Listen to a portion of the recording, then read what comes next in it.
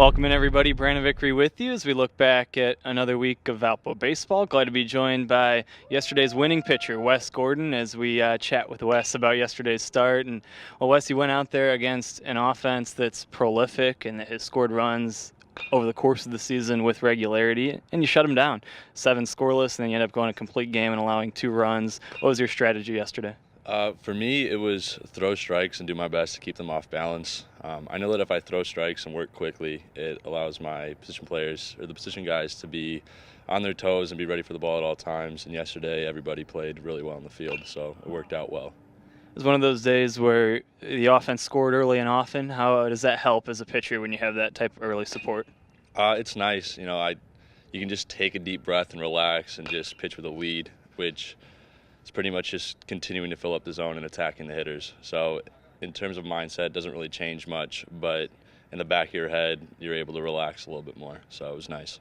You have the opportunity every weekend to watch the Friday and Saturday games from the dugout and to get a sense of the other team. And this weekend you had to think, man, these guys are pretty good. They're putting up some runs. What do you see those first 2 days, or what do you approach? What's your approach watching the game to help you on Sunday?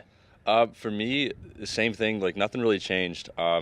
One thing that did stick out is they were able to hit just about anything. Like, we were bouncing balls, and they were pretty much making good contact and put it in the field. But for me, it was just continuing to fill it up and then doing my best to keep them off balance through what Schmack calls and how I'm able to execute it. So, take me through the 9th inning. I mean, even with a sizable lead against a team as good as DBU, it's not over till that 27th out, and they threatened a little bit. How are you able to bear down and get through that? So I think the first 3 or 4 batters, I was kind of just trying to be too fine with things. I wasn't really blowing up the glove per se, and then Schmack walked out. He walked out, and I was just kind of smiling, shaking my head, because I knew what the conversation was going to be type thing. And when he came up to me and started talking to me, it was one of those things where I knew he was testing me, and it was one of those games where I didn't want to be taken out. Like, I'd come this far against a team like that. Like, I wanted to finish that game more than anything. So even though physically I was ailing a little bit, like, I wasn't going to let him take me out of the game. So it was then the last 2 hitters that he told me, like, prove it to me that you can stay out here. Don't try to be too fine. Like, blow it up like you have been doing. And then I was able to execute on the last 2 hitters and finish the game. So there he is, Wes Gordon, the winning pitcher from yesterday's game. Now we visit with the head coach of the Crusaders, Brian Schmack. And Brian, let's start with yesterday and with Wes. What did you see out of him and his outing? Yeah, he really attacked the zone yesterday. You know, he was throwing off-speed pitches early in the count for strikes, and anytime you can do that, you become less predictable and makes it a lot harder to hit. So did a great job of mixing his pitches, was very efficient, and it allowed him to go deep into the game. Let's talk about that discussion in the 9th inning that he just alluded to. Why'd you stick with him? What led you to let him go the distance? Wes has kind of been a guy who, when he loses it, it happens really quickly. And I think he walked a couple guys in the 9th, and I tend to let the starters go. I have a lot of trust in those guys, and he kind of assured me. And I got a little bit of some nods from some of the infielders too, which maybe put me over the edge. And I wanted him to finish that because he had pitched so well, and I wanted him for himself, and he made everybody look good. Here we sit, and at this point you've played 4 conference series and you've beaten every team you've played in the conference, a team that for you came in as a newcomer in the league and picked to finish at the bottom. Just how do you feel about the way you've stacked up against some of the MVC foes?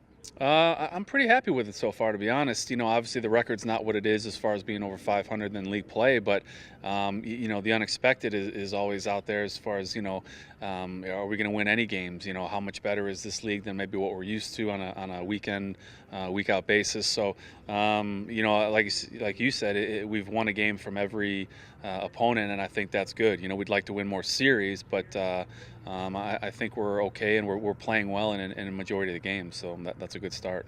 We talked about it last week, but you've had quality opponents that you've either beat or been right there against, and that happened in the non-conference again this week. You go to Notre Dame and late rally and you get within a run, and you find yourself in another one-run game. Let's talk about those. How do you start winning those tight one-run ball games?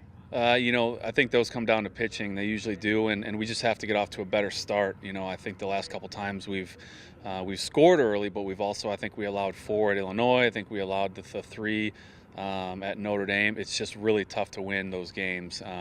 If we can come out and put up a 0 and kind of at least match them, then we have a chance. Those midweek games, pitching gets a little bit thin.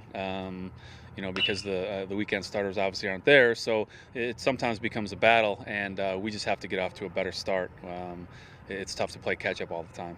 Lastly, let's look ahead to this week. You play your alma mater on Tuesday in the non-conference, and then back into conference play against another high-level team in Missouri State. Your thoughts on this week? Yeah, last time we were at Northern, we coughed up a big lead, and it wasn't an enjoyable trip home, so we'd like to kind of return the favor on that end. And obviously Missouri State coming in, it's another challenging weekend. We have to be at our best if we expect to win any kind of baseball game. So it's good for our guys, and we talk about it all the time, that we just have to control what we can control, and hopefully the results are good. So looking forward to it again. There he is, the head coach of the Crusaders, Brian Schmack. For all the latest on Valpo baseball, stay tuned to ValpoAthletics.com.